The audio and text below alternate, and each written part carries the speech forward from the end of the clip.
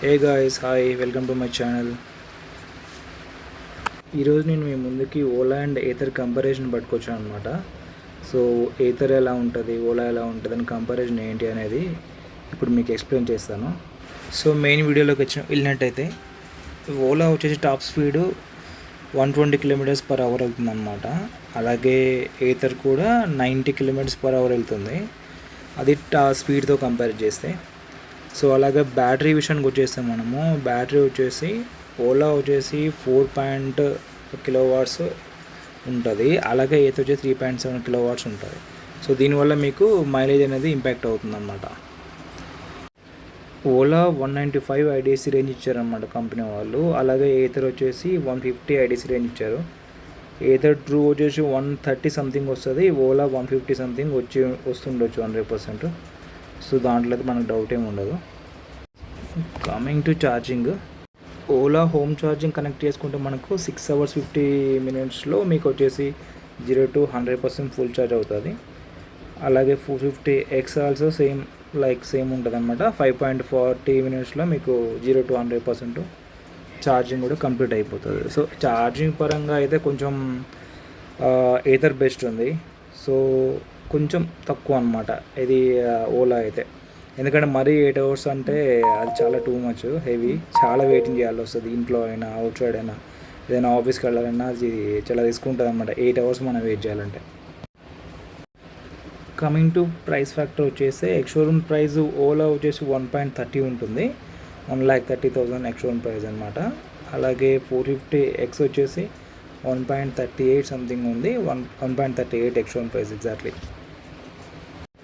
So final call నా కంపారిజన్తో ఏది win అయింది అని చెప్తే మాత్రం నేను మాత్రం 100% యాజ్ పర్ మై ఒపీనియన్ అయితే ఏథర్ అనే చెప్తాను. 100% ఏథర్ అనే చెప్తాను.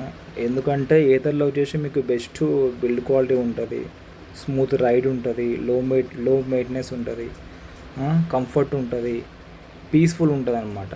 ఏథర్తో మీరు రైడ్ కూడా కొంచెం హ్యాపీగా ఉంటుంది అనమాట. సో మీకు బ్యాక్ పెయిన్ రాదు. కొంచెం ఏథర్ని ప్రమోషన్ చేస్తున్నాను కాదు, కాకపోతే రైడ్ విషయంలో, కంఫర్ట్ విషయంలో, బిల్డ్ క్వాలిటీ విషయంలో అయితే ఏథర్ అయితే బెస్ట్ ఉంది. అలాగే మీకు లో మెయింటెనెన్స్ కూడా ఉంటుంది అనమాట. సో మ్యాక్స్ నా ఒపీనియన్ అయితే మాత్రం యు గో ఫర్ ఏథర్ అనే అంటాను. ఓలా అలానే ఓలా మంచిది కాదని కాదు, సో అటు కూడా సపోర్ట్ చేయొచ్చు, నో ఇష్యూ. ఒకసారి వెరిఫై చేసి తీసుకోండి. యాజ్ పర్ మై ఒపీనియన్, యాక్చువల్గా మనం వెహికల్ తీసుకోవాలనుకుంటే షోరూమ్కి వెళ్ళి వెరిఫై చేసి తీసుకుంటాము. మాలాంటి వాళ్ళు అంతా ఉన్నది ఎందుకంటే మీకు బిఫోర్ నాలెడ్జ్ కోసం అనమాట. సో తీసుకోవాలా వద్దా, అసలు మనం దీంట్లోకి ఎలక్ట్రికల్ వెహికల్స్కి వెళ్ళాలా వద్దా, వెళ్తే ఏముంటుంది, బ్యాటరీస్లో ఏమైనా ఇష్యూస్ ఉన్నాయా, అది బ్యాటరీ బ్లాస్ట్లో ఏమైనా అవుతున్నాయా, అట్లాంటి డౌట్స్ చాలా ఉంటాయి అన్నమాట. అవన్నీ డౌట్ క్లియరెన్స్ వాటన్నింటికి సంబంధించిన పెద్ద వీడియో ఒకటి నేను చేస్తాను. ప్రజెంట్ అయితే మీకు బేసికల్గా అర్థం కావాలి కదా, అంటే బేసిక్గా ఏముంటుంది, ఏం జరుగుతుంది, కంపారిజన్ ఏంటి, మీకు ఎంతో కొంత నాలెడ్జ్ ఉండే ఉంటుంది మీకు.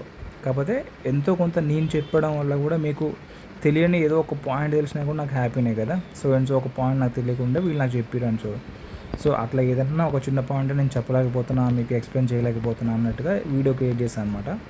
సో ఏదో ఒక పాయింట్ అయితే మీకు తెలిసి ఉంటుంది, ఎంతో కొంత నాలెడ్జ్ అయితే గెయిన్ చేసుకుని నేను అనుకుంటున్నాను 100%. సో ఈ వీడియో అయితే మీకు హెల్ప్ అయింది అని అనుకుంటున్నాను 100%. సో ఒకసారి అయితే నాకు తెలిసి ఇప్పుడున్న జనరేషన్లో ఈవీ వెహికల్ తీసుకోవడం అయితే నేను 100% సపోర్టే చేస్తాను.